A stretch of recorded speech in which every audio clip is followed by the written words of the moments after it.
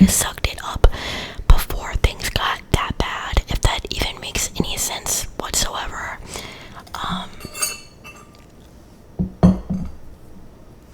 And I mean, that's just how life is. Something really bad happens, and then it makes you think, wow, like, why was I procrastinating so much before? Why was I complaining so much? Or why did this specific thing bother me?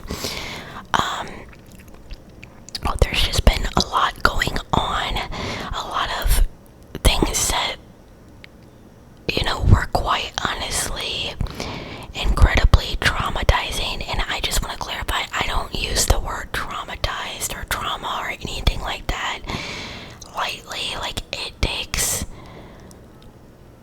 a lot for me to even be willing to use that word, because I feel like, especially nowadays, people use the word trauma so loosely. I find it incredibly annoying and disrespectful, but I'm just not comfortable really disclosing the details about what has been going on. I'm trying to heal. I'm trying to do my thing, but I've just had a really hard time with the aftermath of just a multitude of situations that kind of have just put me in a really dark place mentally. So yeah, I mean, obviously if people reach out to me and they want to know what happened, I'm not one to not tell them, but I'm just not gonna put it out there publicly on the internet. It's a subject that is difficult for me to talk about in general, and it's not really something that I want to be talking about while I'm filming, because I don't want to get myself upset. Every time I try to film, somebody walks into the kitchen. As I was saying, I'm gonna just be doing a whisper ramble to kind of update you guys on some things. I'm not gonna go into great detail. Literally, props to the people that can get on the internet and just be open and honest and vulnerable about their trauma, regardless of what that is. But I also think that it is important for people to know that you don't owe anyone the details of your personal life, you know what I mean? And I think that when you are a bigger influencer or YouTuber or whatever, and by bigger, I'm talking about like people who are, like YouTubers, influencers, not people like me, but people who genuinely like, YouTube is their career and stuff like that. People feel entitled to know exactly what is going on if they don't, post a certain amount of times, or if they miss a video. Or I remember that happened with Matt's ASMR a while ago. Although, I think that this past time that there was some drama going on within her Patreon community. I'm not really on a particular side about that. I mean, obviously, I have a lot of the same health problems that she does, so I'm never going to be that person that is going to defend people who are saying that she's making up her illnesses or something like that. No, I know for a fact these illnesses are 100% real. But certain things that she was saying in response to people getting frustrated with her not posting videos, I felt was kind of disrespectful, but it had nothing to do with the fact that she wasn't posting videos, you know what I mean? It wasn't about that. Anyway, back to the point. The thing is people feel entitled to get information from you, and I think that when, people don't necessarily act that way if your channel is smaller, and I just wish that more people knew that, they don't owe anyone their life story, you know what I mean? If people are paying for something, then yeah, give them a heads up that you're not going to be able to, do it, or even if you tell them afterwards, whenever you're able to do it. But you don't have to give them your whole life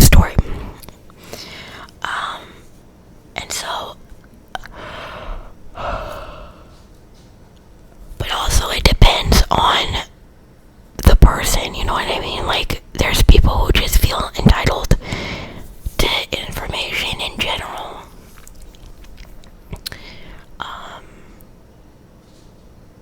And, you know, that's the case regardless. But, yeah, so, my dog is wandering around. Okay, so, these past few months have been really mentally challenging because I've just been trying to really process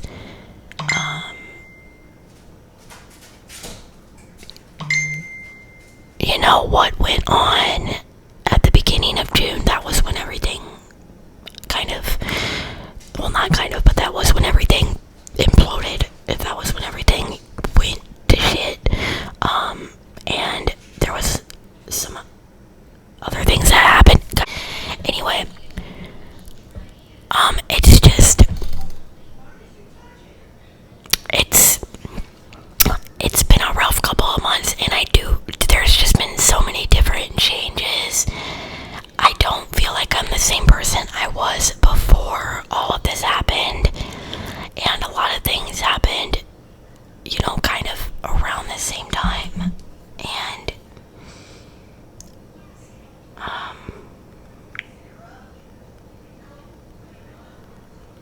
sorry, I'm telling my sister to quiet her video down because, or turn the volume down on her video because I am trying to film. That's another reason why it's hard to be motivated to film those, because there's always some kind of background noise. And if you're an ASMR artist, or you make ASMR content, or you're trying to become an ASMR artist, like, you get it.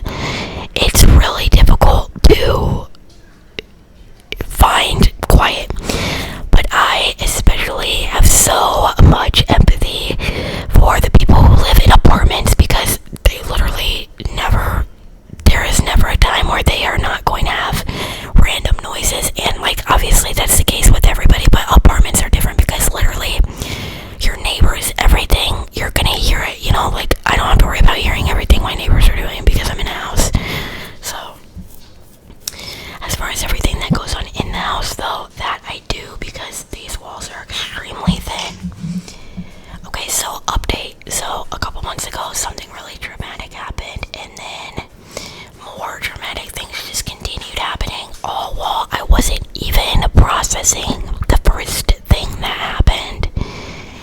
And so, since I wasn't, and by the way, if you do follow me on TikTok or Instagram or any of those things, you're gonna know what I'm talking about, because I have posted, because I mean, I am more personal on TikTok, I'm not gonna lie, just because I don't really, I mean, they're just quick videos that I make, you know what I mean? Like, I'm not sitting there and talking about it, but, and then it's something personal, but, yeah, I did not have any time to really process what had happened before more things started going wrong. And the thing is, what happened was very sudden. Like, things went from being fine to being, like, emergent, like, over the course of a couple of days. And mind you,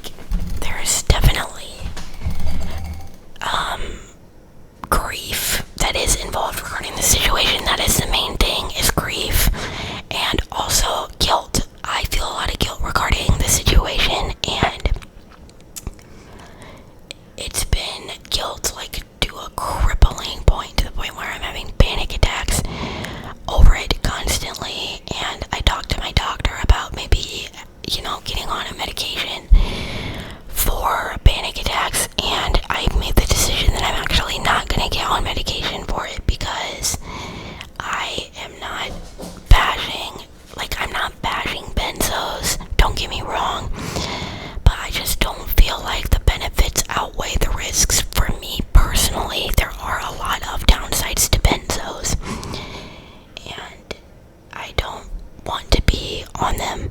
And benzos are pretty much your only option when it comes to something that is going to, like, if you're having a panic attack, you take it and it works right away. You know what I mean? Like antidepressants, SSRIs, things like that. Those are not medications that are going to do anything for you when you're actively having a panic attack.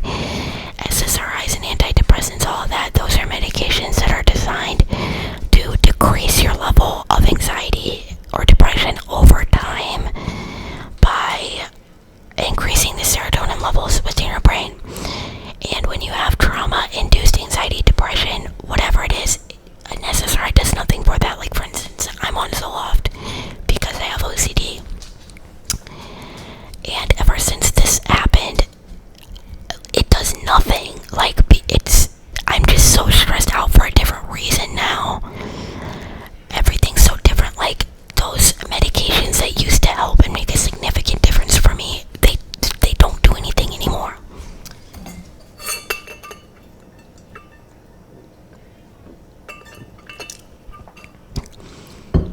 So, it recently, it's also really loud all the time because my sister recently got a bird, and the bird screams literally 24/7.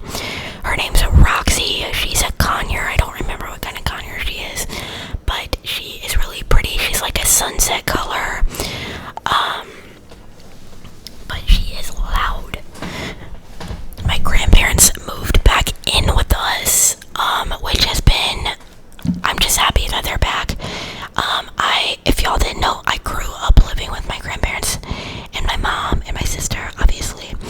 But, so we were all a family, you know, we all lived together. And I still live at home because I have health issues. I'm not able to work. And so I can't really provide for myself and have my own place. And, you know, I'm not in a relationship or anything, so I don't, you know, like, I'm not living with a partner or a friend or anything like that, which my social life is shit because it's non-existent, but that's besides the point. I think that there is something to be said about just the mindfuck it is when something really, really genuinely traumatizing happens and you start to feel like everything that you ever complained about or worried about or thought about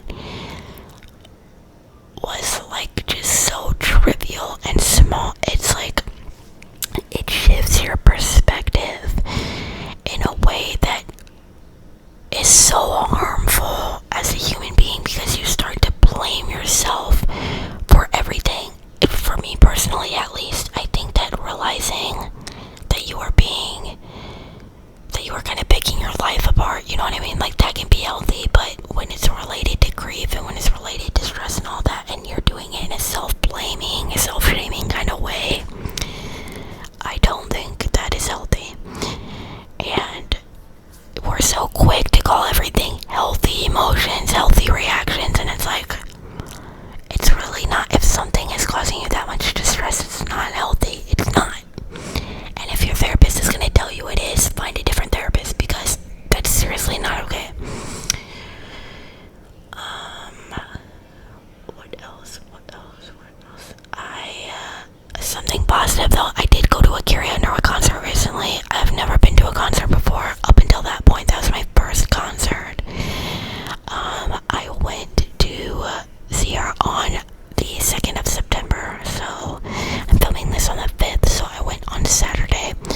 Absolutely amazing. I haven't talked about Carrie Underwood that much on this platform, but Carrie Underwood was always my favorite singer growing up.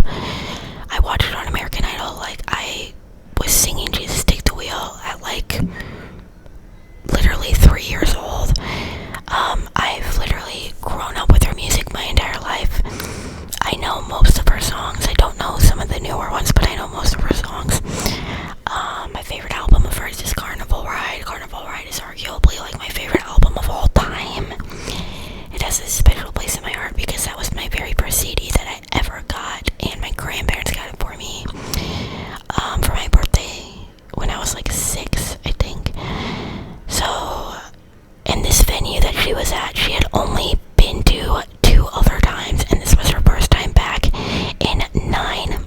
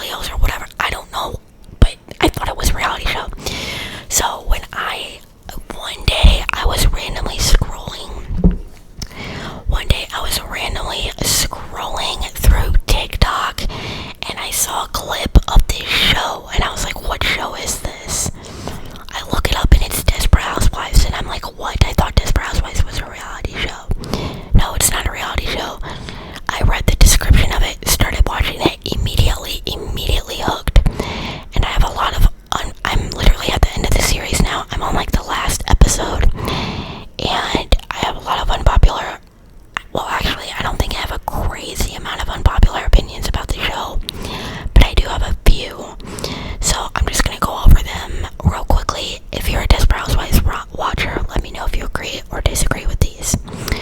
So I really don't like Edie. Everybody loved her, but Edie was extremely problematic and just always trying to bring people down to make herself feel better. And obviously her ending was sad and everything, and she was definitely an interesting character that was worth keeping on the show. But I feel like people put her on this pedestal like she's some great person, and it's like, I don't understand how anyone can say that with the shit that she did. I prefer Renee over Edie. I loved Renee. I absolutely love Renee. I think that she's kind of a snob, but I mean, she's hilarious. Vanessa Williams, you know, when she was in her 30s and 40s, girl, that woman is hot as fuck, okay? Like, for context, I am bisexual. I always feel the need to clarify that, because I feel like if I don't clarify that, people are gonna be like, why would you say that about a woman? You know what I mean? But yeah, so I mean, I literally remember, I think Vanessa Williams was in Hannah Montana. I always had a crush on her, always. But she didn't do that much acting, I don't think, so I didn't really see her in anything. So when I saw that she was on Desperate Housewives, I was like, what? Like, I never knew this. But yeah, I think that it's annoying that she tries to act like she's on some moral high ground, which every character did, though. Especially Brie, which that's another thing. I have a love-hate relationship with Brie, because she is, especially in the beginning, absolutely intolerable. I could not tolerate her in the beginning.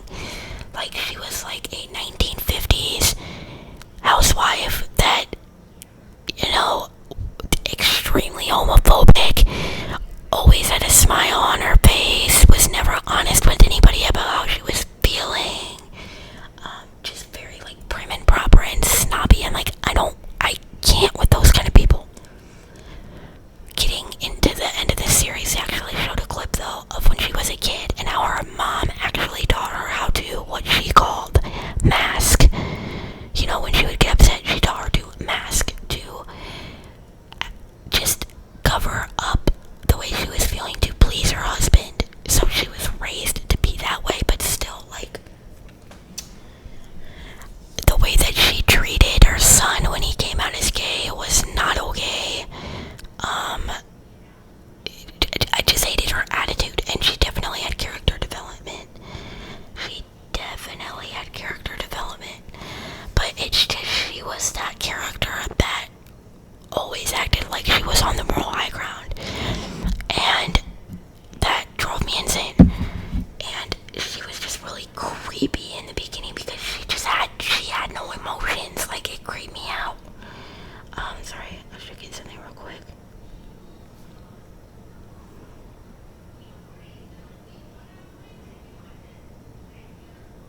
But yeah, it's just weird to me, like, people who focus and are more concerned about their image than, you know, actually being an authentic human being and being open and honest drive me insane, because it's like, why is your image that important to you? You know what I mean?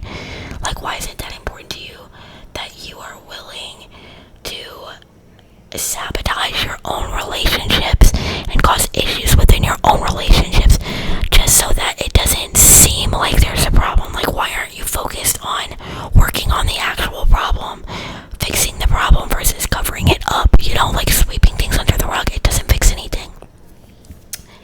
And I think she learned that the hard way as the seasons went on. I genuinely do. But yeah, also Brie and Carl together, they were fire. Okay, like, I get that that was Susan's ex-husband. The fact that she was having an affair was character development on her end, though, because you're talking about this highly conservative, prim and proper 1950s housewife stuck in the 2000s that ended up, like, rebelling for once, doing what she wanted to do, which Orson, she was done with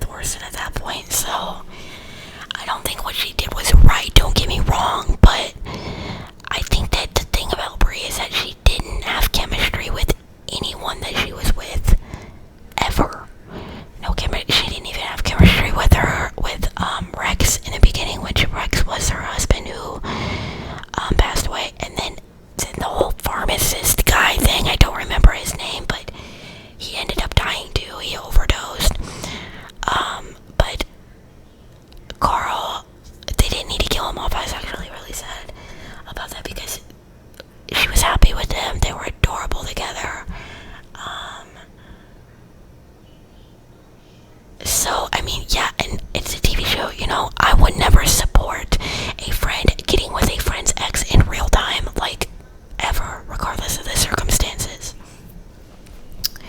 So, yeah, that wasn't that many unpopular opinions, but yeah, mainly the Renee thing